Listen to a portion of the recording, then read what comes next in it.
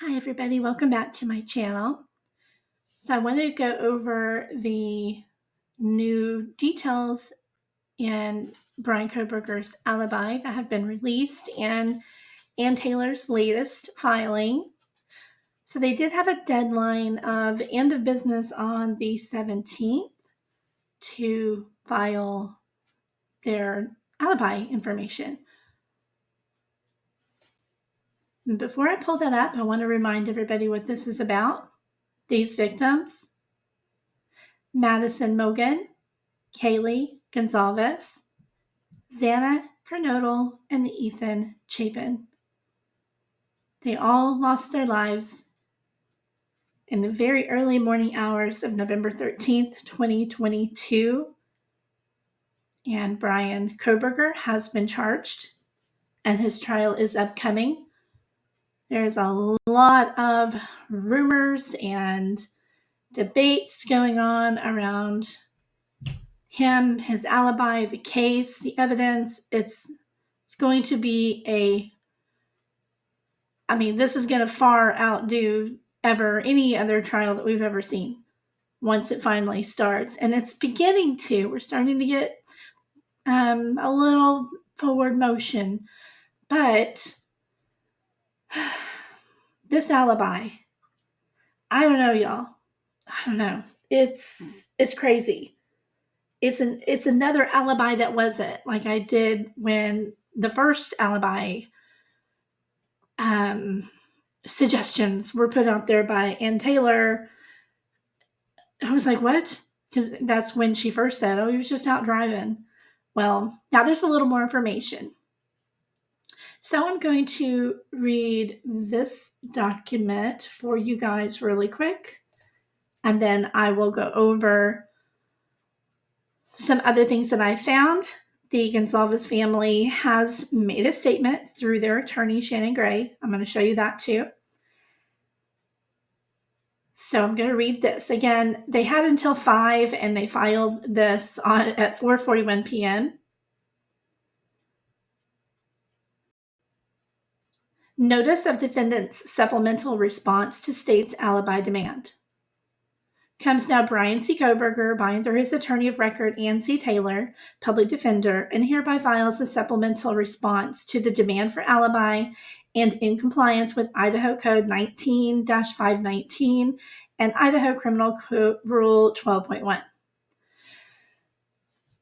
There's been a lot of speculation, like when did he exactly move to Pullman? Well, now we know. Mr. Kohberger moved to Pullman, Washington in June of 2022. As an avid runner and hiker, he explored many areas of the Palouse. Of note, he explored Wallaway Park in July of 2022, and this became a favorite location. After the school year began, Mr. Kohberger was busy with classes and work at Washington State University, and his running and hiking decreased but did not stop. Instead, his nighttime drives increased. This is supported by data from Mr. Kohberger's phone showing him in the countryside late at night and/or in the early morning on several occasions. The phone data includes numerous photographs taken on several different late evenings and early mornings, including in November, depicting the night sky. Notice, just first thing I've noticed here, they don't say there's any photos on that night. Apparently, his phone was off or in airplane mode. We don't know. I think if there was a photograph on that night of him, they're as I read further, they're going to imply that he was west of Moscow, out there toward Wallaway Park. Well, if he went to go see the moon and stars, as this is fixing to say, there's nothing on his phone. So that's interesting to me. Says here, the phone data includes numerous photographs taken on several different late evenings and early mornings, including in November, depicting the night sky. But again, does not say November 13th. Mr. Kohberger was out driving in the early morning hours of November 13th, 2022, as he often did to hike and run and/or see the moon and stars. He drove throughout the area south of Pullman, Washington, west of Moscow, Idaho, including Wawa Park. So, and I'll pull it up on the map and show you guys, but that is it's down. If you were to look at a map, Pullman's on the left, Moscow's on the right, and draw kind of an arrow down a little bit to the left, kind of almost under Pullman is where Wawa Park is by Snake River. And it's just kind of weird that they happened to pick that location to claim that's where he went. Some of the cell phone data does put him kind of in that area as well. And I'll go over, just a couple of those timestamps here. So it says partial corroboration. Mr. Kohberger intends to offer testimony of Cy Ray, CSLI expert, to show that Bryan Kohberger's mobile device was south of Pullman, Washington, and west of Moscow, Idaho on November 13th, 2022. That Bryan Kohberger's mobile device did not travel east on the Moscow-Pullman Highway in the early morning hours of November 13th, and thus could not be the vehicle captured on video along the Moscow-Pullman Highway near Floyd's cannabis shop. Additional information, and I'll show you guys that on the map.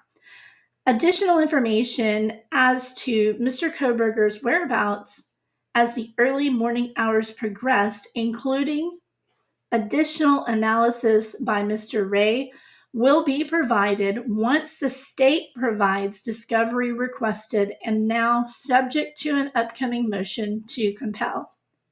If not disclosed, Mr. Ray's testimony will also reveal that critical exculpatory evidence further corroborating Mr. Kohberger's alibi was either not presented or preserved or has been withheld.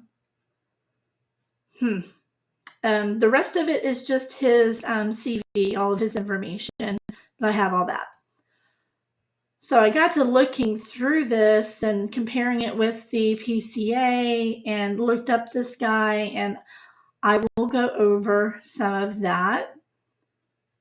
Just a second.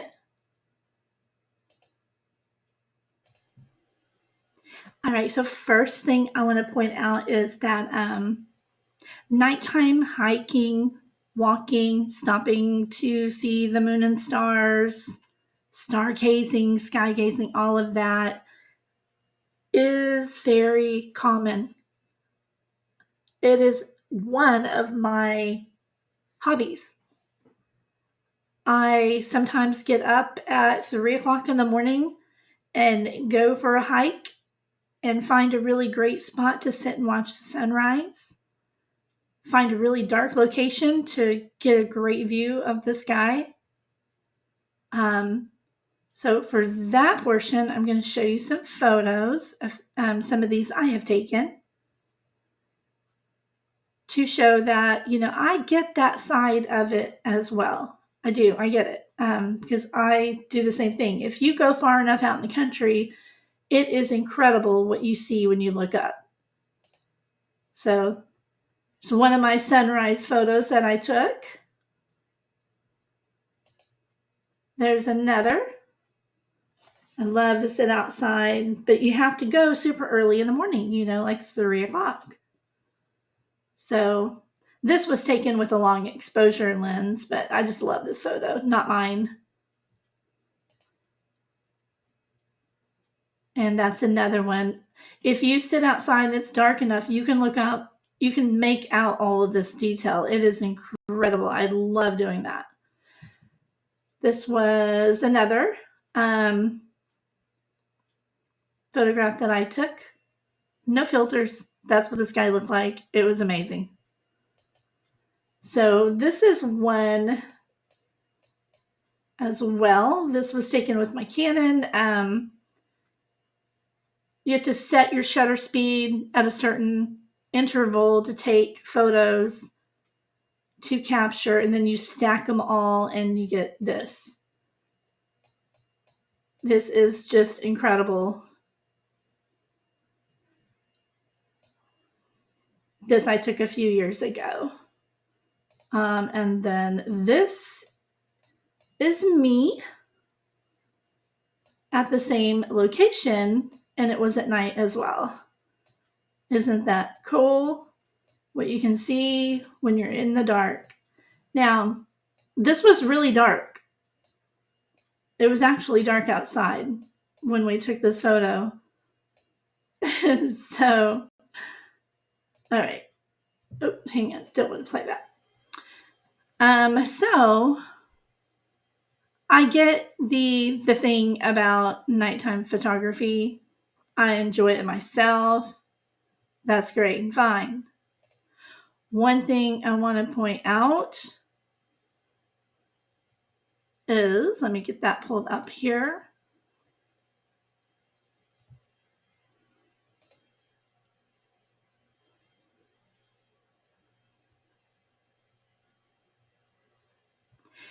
That park that he is claiming to have been at was closed at that time. So where did this go? Okay. Wallaway County Park sits in the Snake River Canyon, approximately 3 miles upstream from the Lower Granite Dam. The park is open from 7 a.m. to dusk and for overnight camping year-round.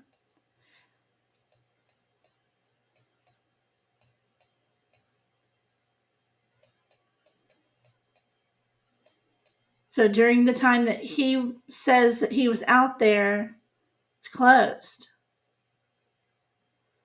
And in addition to that, there's also this from their website. It's a gated park with no access into or out of the park from dusk till 7 a.m. Also, something I found kind of interesting is this. Got to kind of think of, if somebody's going out, if you're going out for a purpose like that, to go hiking and looking at the moon and stars, you have to plan it out. So let's take a look at the weather for that night. For November 13th, in that area, the high was 28. Look at my notes here. The high was 32 for that day, but that night it was 28 degrees. And if you look at the times that are on here, there's the whole morning.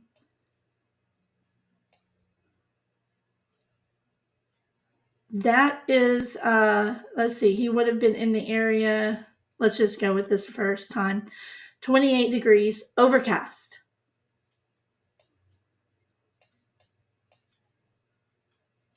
And then by 3:53, ice fog. Ice fog. Let me go back. Look at all that terrible, you couldn't even see up. There's ice fog. Overcast. You can't see the moon. All night long, it was the same way. It kind of looked like, where's that one that I had? It would have been kind of like,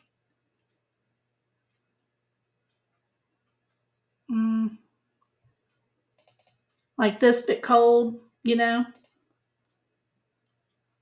just lots of clouds. Not a great night. You can't see the stars when it's like that. I know because I've tried it. When the sky looks like this, you're not going to be seeing stars and the moon.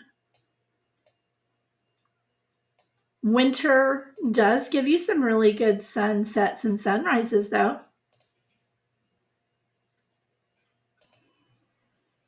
So again, I'm just trying to look at it from both sides, what seems reasonable and what doesn't from both sides. So let me take a look at one thing here and see what else I want to pull up. All right, so who is this expert that they have? There's a whole bunch of information about him out there. He is a retired officer from Arizona. There wasn't really much in that clip, or I would play it. Goodness. Okay.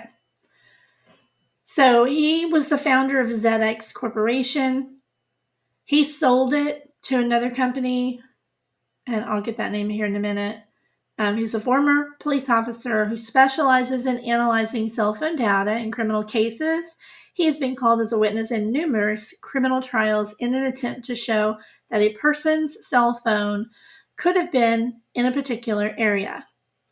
His analysis relies on the pings that a cell phone sends to a nearby cell tower, even when the user is not making a phone call. So let's see. Bear with me.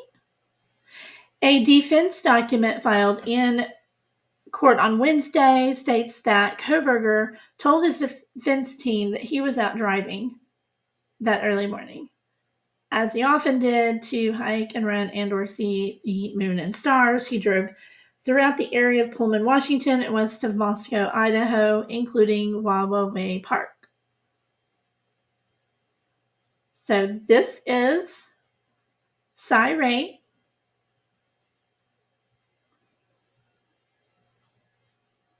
And I already read all of that. Let's see. So Cy Ray spent 20 years in law enforcement, SWAT operator, homicide sergeant, and directing fugitive missions. Some of his work has been featured on several episodes of 48 Hours, 2020, The Discovery Channel, and Dateline, showcasing his investigative and technological expertise. So when I saw him, I was like, I know I've seen him. And that's where, because, I mean, this is my daily bread. So he set up ZX in 2014. Now, in 2021, he sold it to LexisNexis. And what's interesting about that is where he works now in sales or marketing. Let me I'll pull that up in a minute. I had that on another tab. So he lives with his family in Arizona, and he co-hosts a true crime podcast called Socialite Crime Club. Interesting. Okay, so let me pull up the next thing here.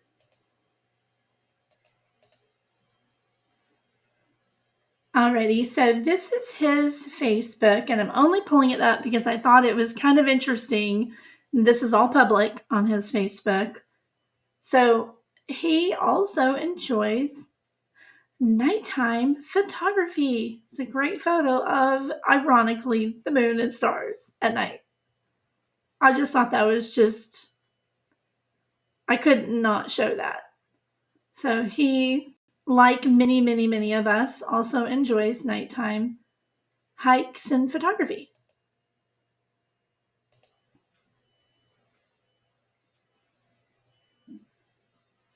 I found a little information on him on this website. Apparently, lawyers will use a website like this to get profiles of various expert witnesses. You can purchase a screening report for $25. You can get an expert challenge study or an expert witness profile if you have $500.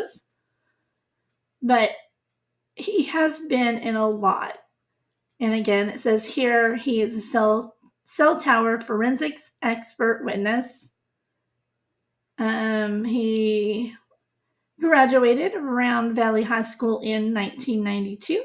He is the director of market planning at LexisNexis Risk Solutions, which is the company that he sold his company to.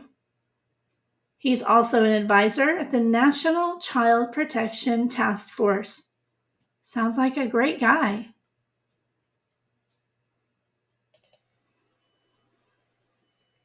All right, so here's a little more information.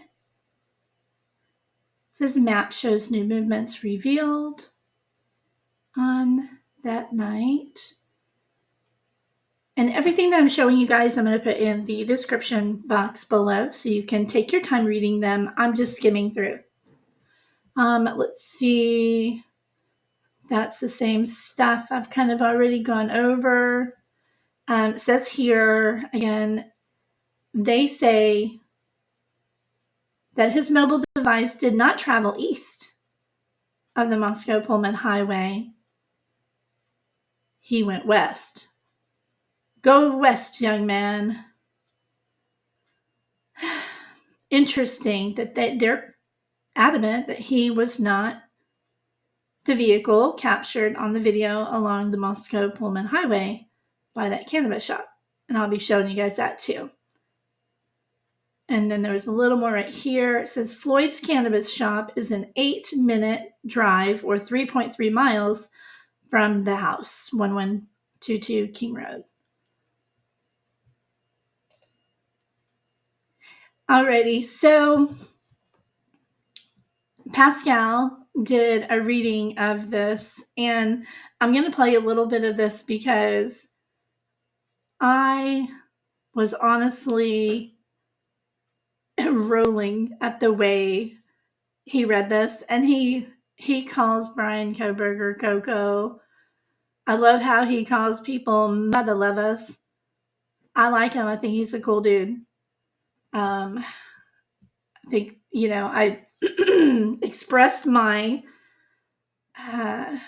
disagreement with some of the Seth stuff, but he's been doing a really good job covering the Idaho 4 case. So let me play this portion here for you. Thank you so much, Pascal Show. I will provide a link to this and his channel in the description. So please make sure go over, make sure you are subscribed, and hit that like button as well for him.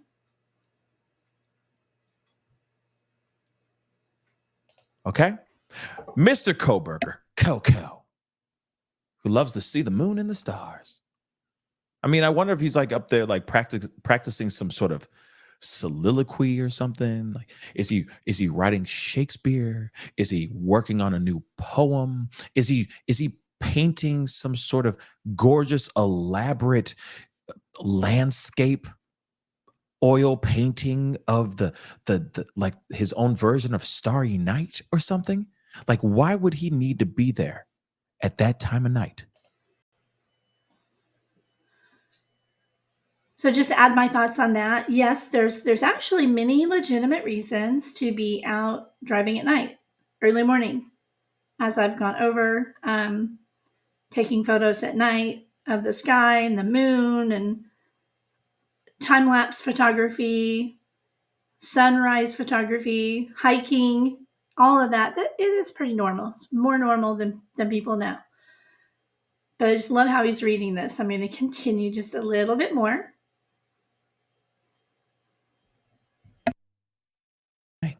It just doesn't make any sense. He's out there to be or not to. Like, what is he doing out there? For a run? For a light jogging? Okay. Coco moved to Pullman, Washington in June of 2022. As an avid runner and hiker, he explored many areas of Palouse. Of note, he has explored why? I don't know how to pronounce that, guys. Park in July of 2022. I don't think anybody that doesn't live there knows how to pronounce it. Why? I think that's about as close as we're going to get. I love the way he's inflecting his voice through this portion. true crime can be difficult to talk about, and I think it's totally fine to inject some humor here and there where possible to make dealing with these very serious matters a little more palatable. Came his favorite location. After the school year began, Coco was busy with classes and work at Washington State Universities, and his running and hiking decreased, but did not stop. Instead, his nighttime drives increased. I love it. Oh my goodness. So yes, I love all of his commentary in this one. It's a really, really great video. Please make sure to go check it out. Let me pull up the next one. One moment. All right, so Court TV put this out about the alibi. I'm going to put the link in the description. I'm not going to play any of it because I really don't need to. It's 7 minutes long.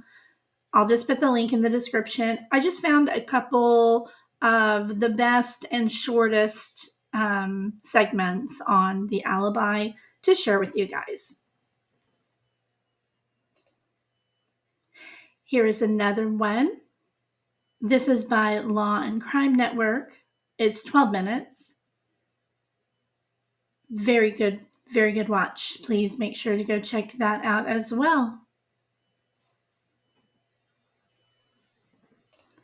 And this one, I particularly like this one because they focused on 3 surprising details. I love the way they put this together. So again, make sure to go check that out. And last but not least, on clips, this one is 48 minutes. I would be completely remiss if I left out that lawyer we all know. So please come and check out this. He does a great job on this video. I really enjoyed watching it. He could read the dictionary and I'd watch, but so let me go back. I'm going to pull up one other item here.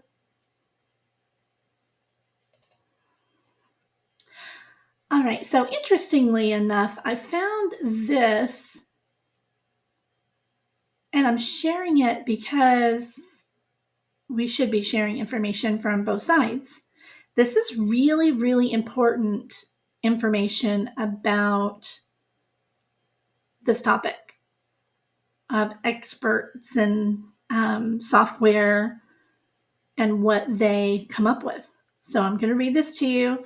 It was on subscription content only, so I used my handy dandy way back to be able to get into it. So let me go through. This is Larimer County judge who threw that kind of evidence out of his case, and it explains why. Police and prosecutors in Colorado and throughout the nation are relying on a company's cell phone location mapping data to help them convict criminal defendants. But a Larimer County's judge recent ruling cast doubt on the technology when he barred its use in his courtroom after finding it unreliable and prone to error. The defense lawyer in that case had an expert witness for the defense say the ruling by the judge could have far-reaching consequences for past criminal convictions and pending criminal cases that relied on the company's cell phone mapping software. Yep, they are talking about Cyray's company software.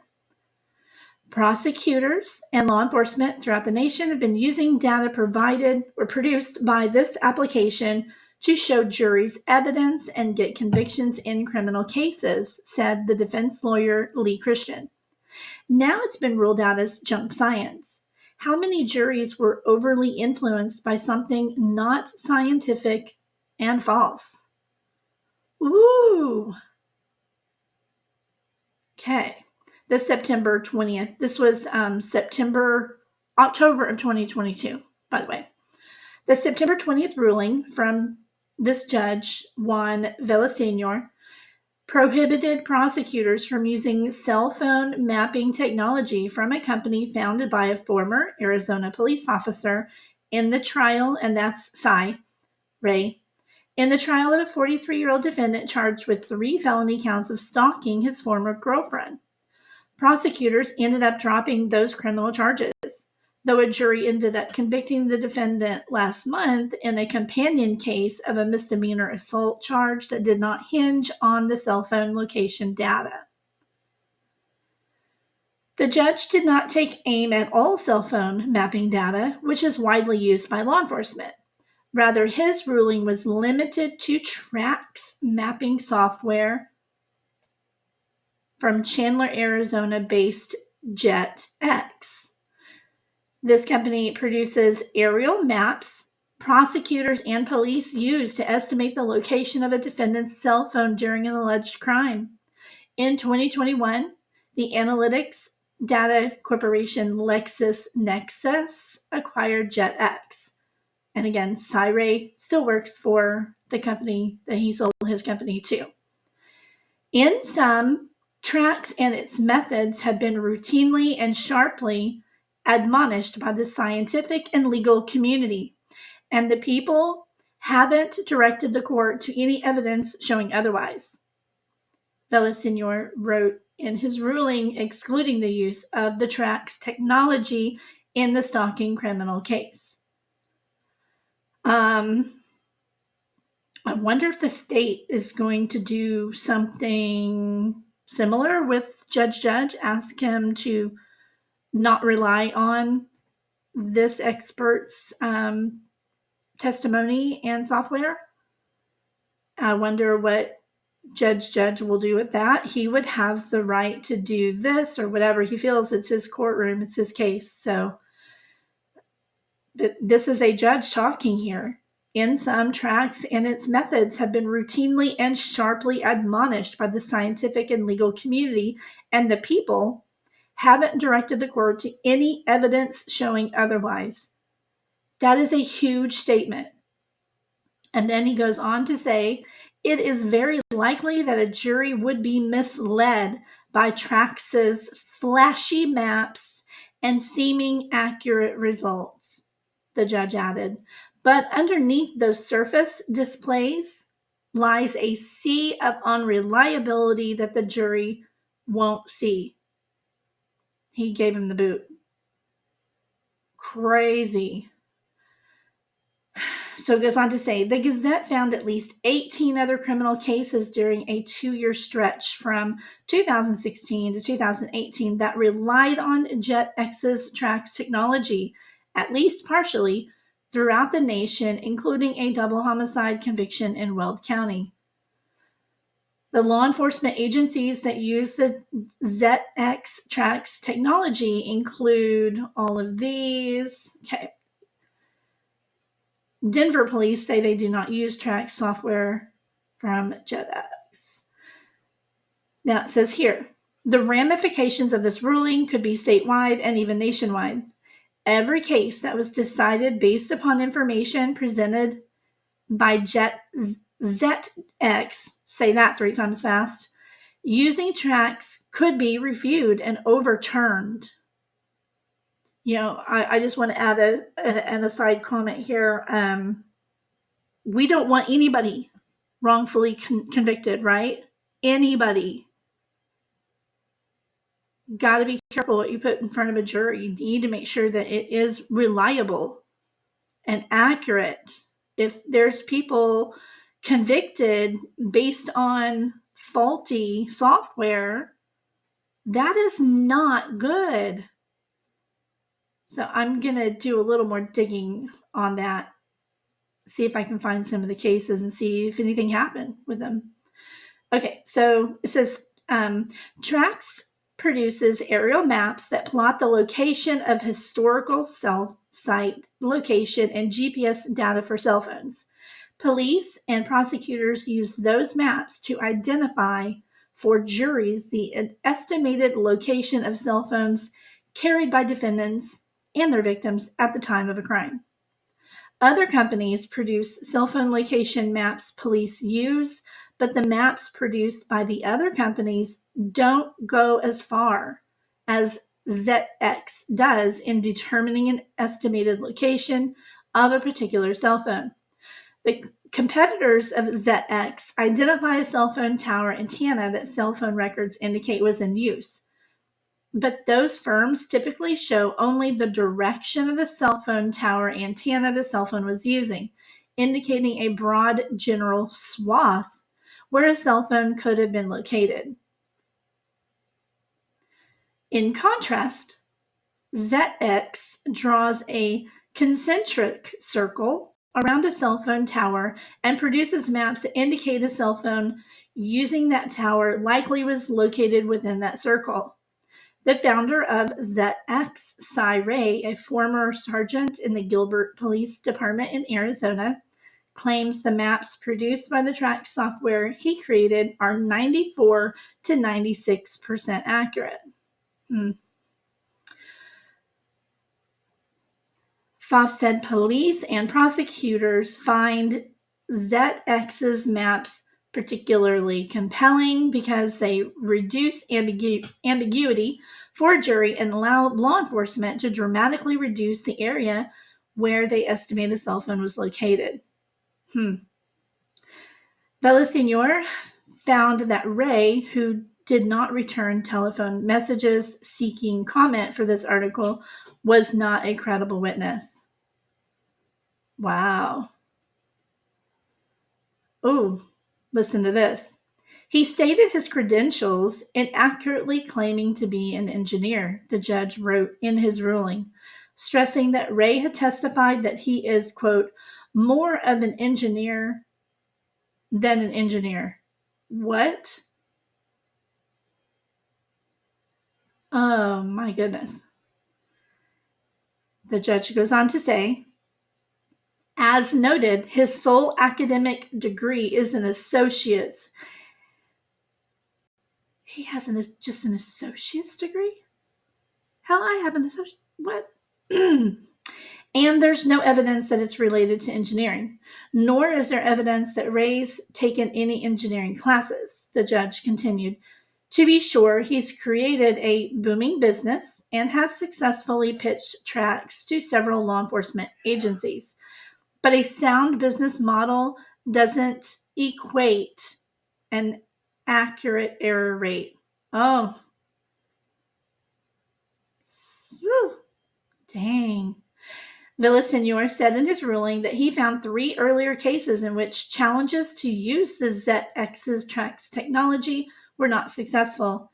Judges ended up accepting tracks-related evidence in those cases, but Villasenor said he found those rulings unpersuasive.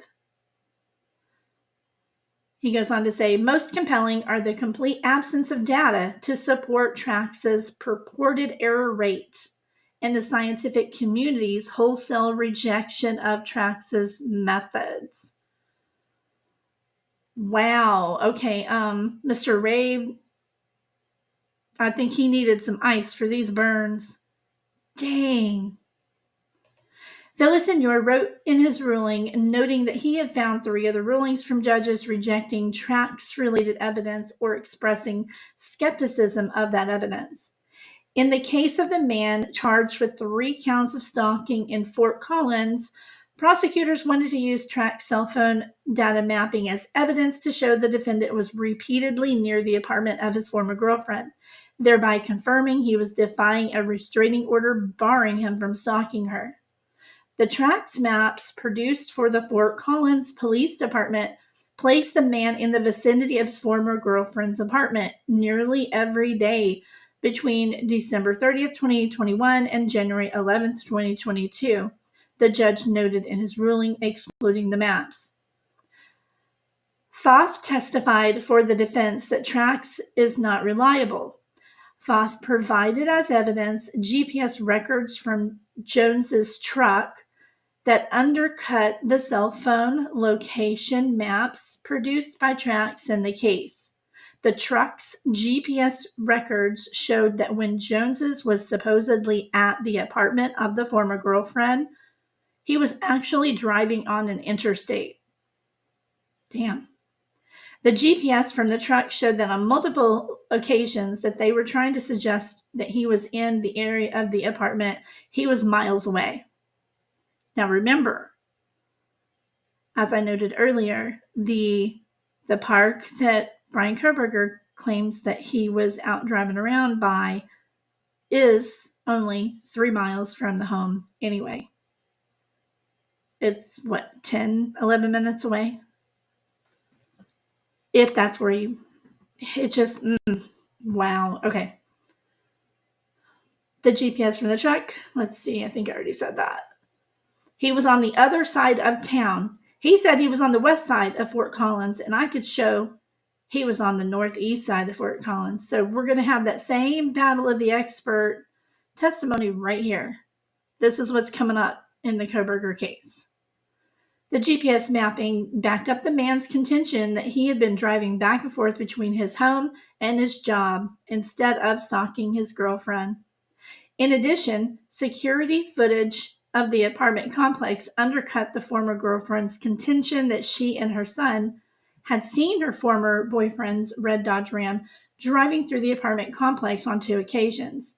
The investigating officer reviewed the security footage for the second day and noted that a red truck was driven through the complex, but the truck was not a Dodge. The judge in his ruling said the officer found the truck was a Toyota, and the Toyota had a camper on the back when the former boyfriend's truck did not have a camper. So it goes into more detail about that case as well. Let's see. Just how many criminal convictions have relied on tracks mapping technology couldn't be immediately determined. That should scare the hell out of every one of us and you, all of us. That's crazy. Ray, the founder of ZX, claimed in his CV he submitted in the case that he has provided training to over 8,000 law enforcement officers, prosecutors, and defense experts. He also stated on the CV that he had provided expert testimony from 2016 to 2018 in at least 18 criminal cases. Another case in which Ray testified involved an October 15th, 2015 double homicide in a drug smuggling unaliving in Weld County. Samuel Penny, who was 36 at the time of his conviction, was sentenced to 2 life sentences for the killings in that case. Let's see. Wow. So stated. So the judge determined that he was really exaggerating about himself on his. I want to see if this is on the CV that Ann Taylor included with her documentation. Let me take a peek at that real quick because now I'm curious. One moment. Alrighty, so let's take a look really quick. This is in Ann Taylor's filing. 2023, he just started a podcast, and it says Socialized Crime Club. Dang, okay. And then LexisNexis director. I thought he was sales. His other website that he has said he was in sales and marketing. Okay, 2021, 2023, so 2 years of that. ZX was 2013 to 2021. He was in, Gilbert Police Department for 15 years. Phoenix Training Council says owner trainer, 2006 to 2013. So after while he was working at the police department, he was also working as an owner and trainer all the way through the rest of his career from 2016 to 2013. Sholo Police Department, 3 years. Military trainer, mentor, Afghanistan, 2010. And okay, here's experience. What did that say again? He claimed to provide training to over 8,000 law enforcement officers, prosecutors, and defense experts. And 18 criminal cases in 2 years. Let's see what this says. What? It says 7 years instructor, operator of law enforcement training company. 7 years. Okay, 7 years. What did that say? Oh, I can leave that up here. 7 years. 7 years instructor, operator.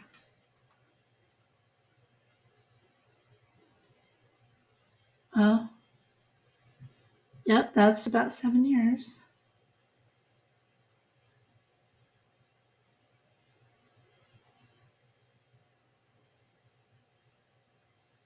It says a total of 20 years of law enforcement experience, which this is 3 here and 15 here, so 18, but okay.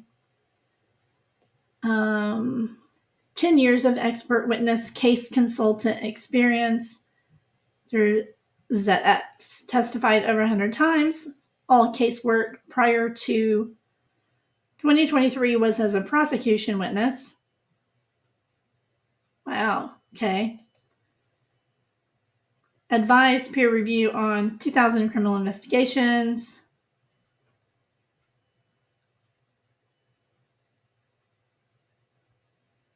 Oh boy, I can already hear the conspiracy channels.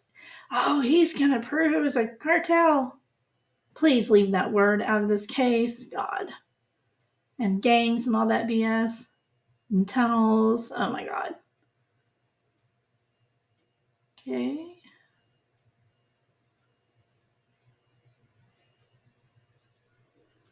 Alrighty. Well, I'll have this link as well, so you guys can dig around in this if you want to. I just found that a little bit interesting.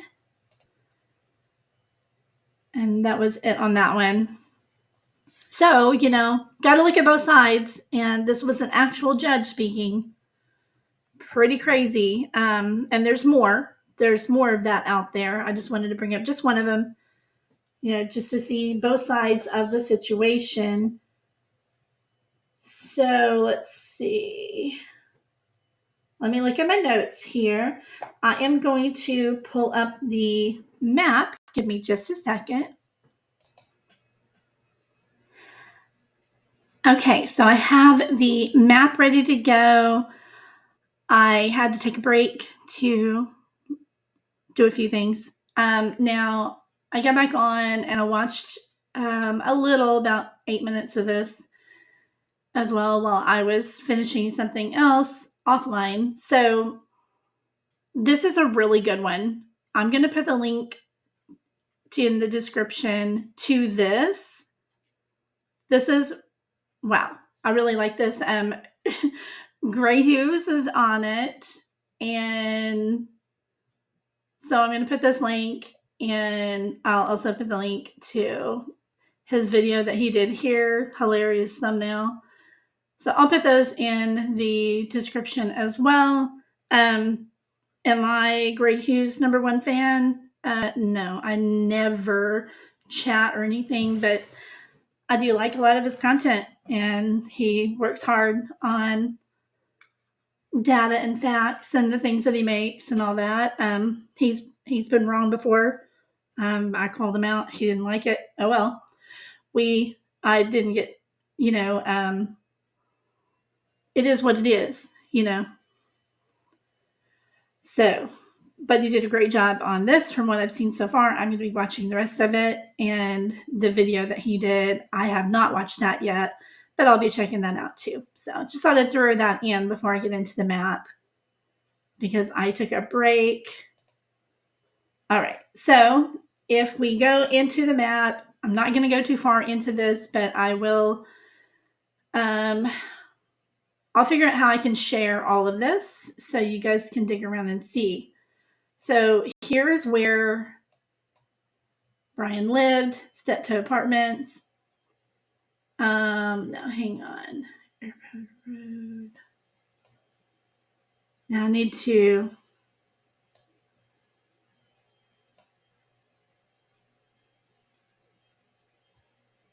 Yeah. Okay, Airport Road, right? Is this it? Here it is.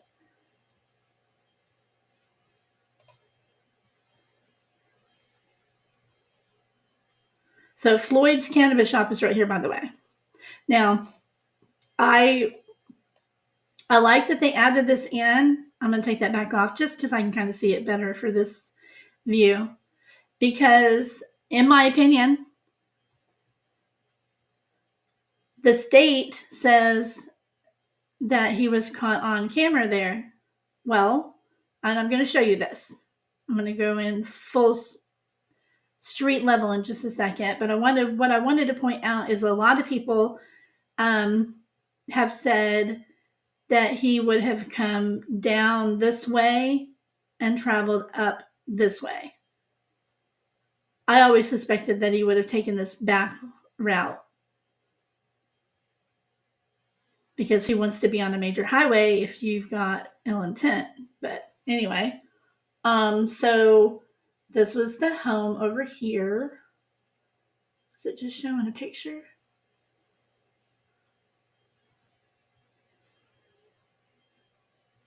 You can't even look at it from Google Maps anymore. But now he is saying that he didn't. He's saying that he didn't turn toward Pullman. I mean, toward the house in Moscow. He's saying that he went this way and went for a long drive and ended up down here at the park. Now, where is the actual park? I'm not going to go too far into it, but there it is. This is the park. So we could just, for shits and giggles, we're going to take a look really quick at the park. Oh, geez. I don't want to be here. Where's the park?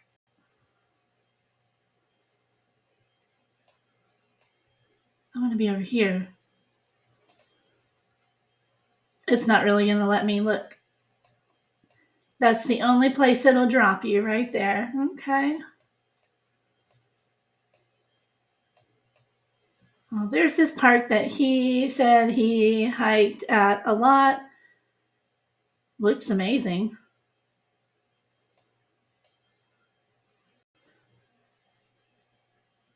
All right. Let me get back to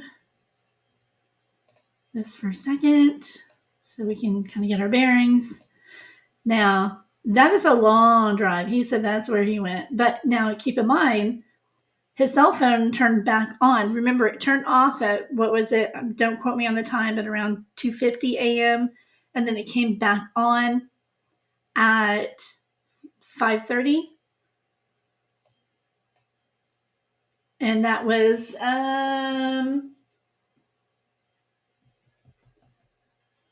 Blaine and Genesee is where it came back on at. He was also seen as far as cell phone data. The state says he was down in the area of Clarkson and Lewiston, which is east of the park. So let's see.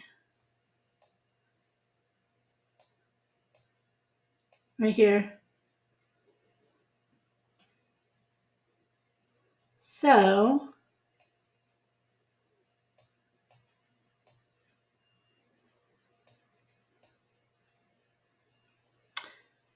I'm not buying it, Bryan. I'm just not buying it. Because they say he was west of Moscow. That's what the defense is saying. He was way over here, driving around at night, stopping and looking at the moon that you couldn't really see because it was freezing, foggy, overcast, cloudy. And there was also, by the way, a waning moon that night. Make it make sense, guys. So let me peek in here really quick and I'll show you guys something. If you go to where the surveillance camera is, this is where he came in. He's saying his story is that he went da da da da da da da da and went and he took a right. The state says he went da da da da da da and took a left and did these horrible things. So I'm going to show you that intersection really quick. Okay, so I believe that's the, is that it? Or is that it? So this is where he would have come in on the intersection right here.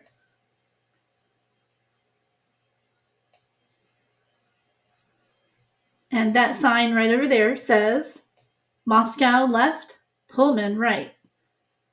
So he was coming from behind where I'm at here. He went this way. He went to Pullman that way.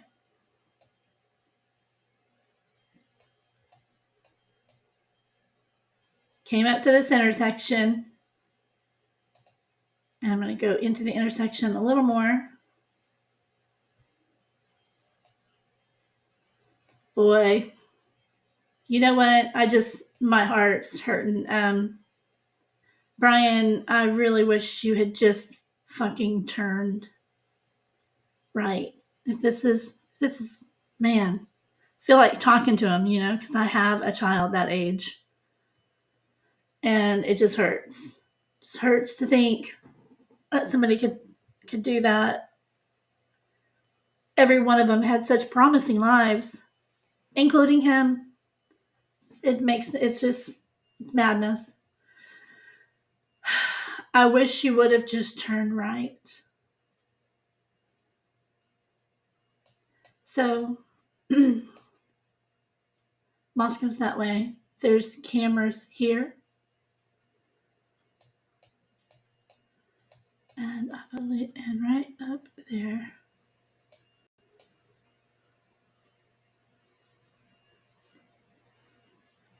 That's probably one of these got him, or the car. And there's the store. I mean, they may have had cameras. We don't know. We assume things. But so going back home for him would have been just to take a right and go down. But anyway, this is the actual route. And it's a long, awful drive that was taken that night, right? By suspect vehicle 1. Bryan's attorney feels that it wasn't him, that somebody else took this left-hand turn. He went to the right and went down to Wawa Way Park, which was closed on an absolute frigid night to check out the moon and stars. I wish I could make this go a little faster. Not even sure where I'm at. But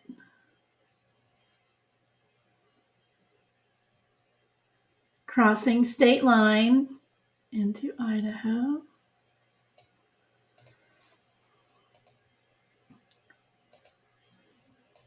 Terrible, terrible, terrible. Well, from here, it would have been, I'm going to get this out of the way.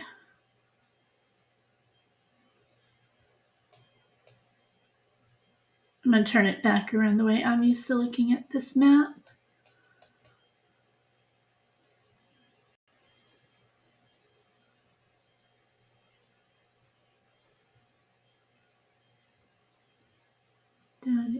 Okay. So he went this way. The car went this way. turned here. So now I see where we are. Yeah, I did a map of this a long time ago as well. Kind of figuring out what was what, you know.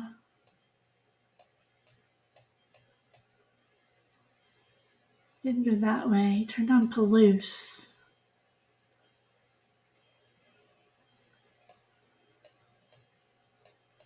Oh, now I'm turned around. So not from there. Hold on. So anyway, yeah, he would have gone. Put my lines back on, please. All right.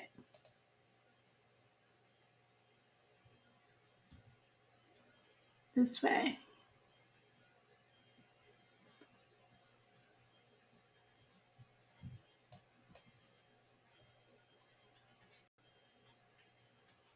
Took the back roads all the way through this way. And there's Indian Hill Springs Road. Is that up in here? Where's that up? It's over here. So he was picked up on camera.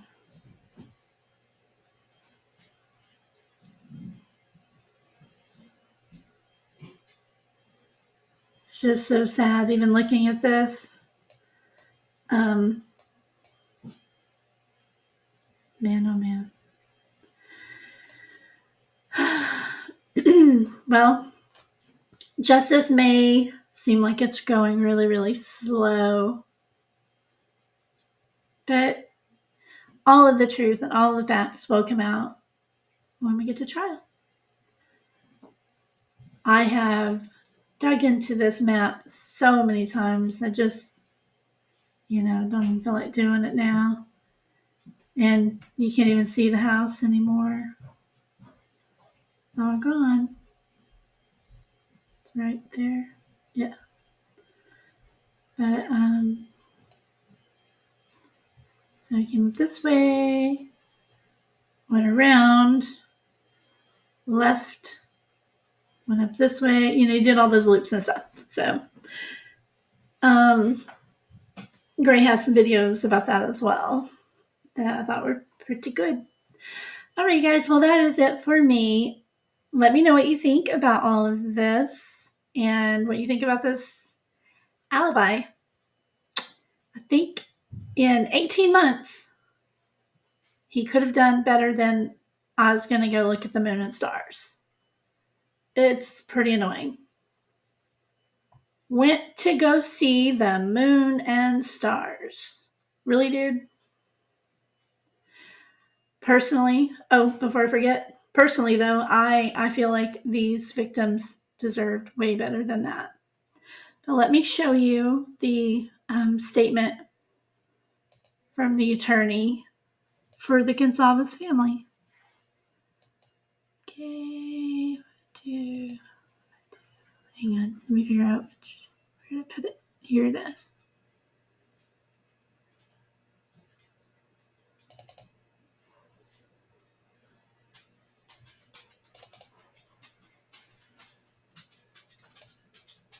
Okay.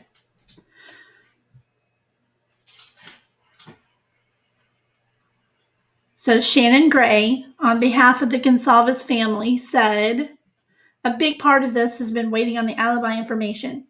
Now that it is here, we feel even more confident in the prosecution of the defendant.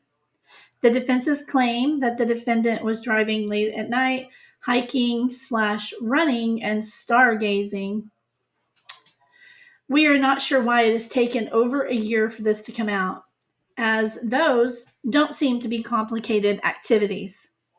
Great way to put it. We believe that if this alibi had any weight, it would have been submitted months ago.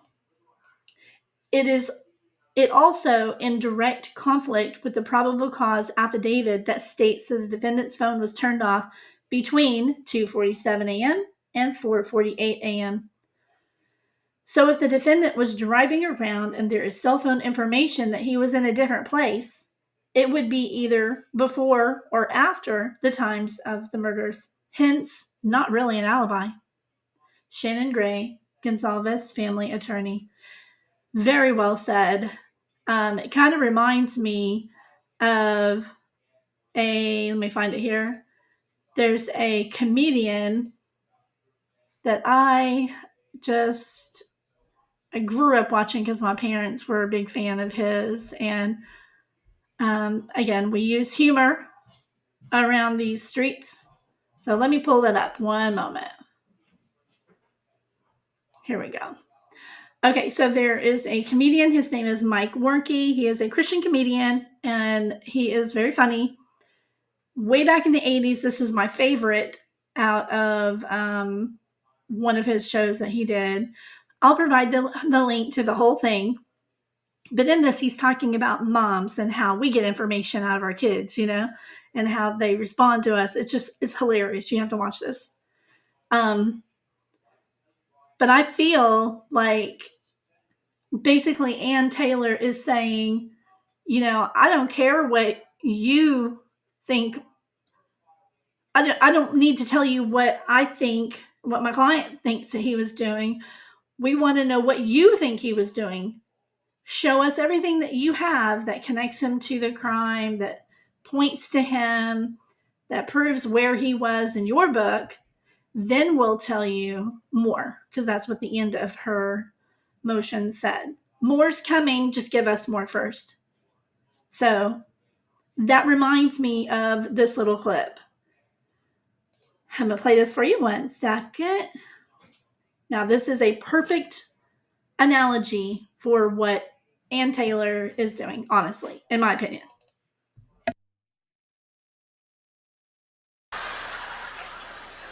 And the one question to end all questions, what do you think you're doing? Well, it doesn't matter what I think I'm doing. I know what I'm doing, and I'm not going to get in trouble for what I'm doing or what I think I'm doing. I'm going to get in trouble for what you think I'm doing. So the question that we need to deal with here is not what do I think I'm doing, what do you think I'm doing? I need this information if I'm going to come up with a decent lie.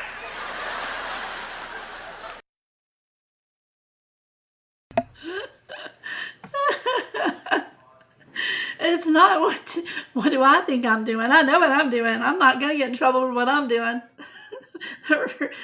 The real question is, what do you think I'm doing? I need that information if I'm going to come up with a decent lie.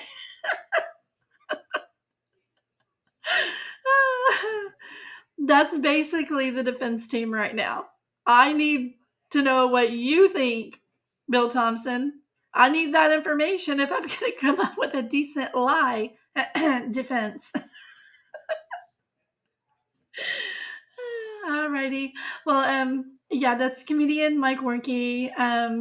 Fantastic Christian comedian, and it just, check out the show. It's just super entertaining. Not trying to push religion, but it is hilarious. All right, you guys have a lovely night or a great day, and I will see you next time. Thank you, guys.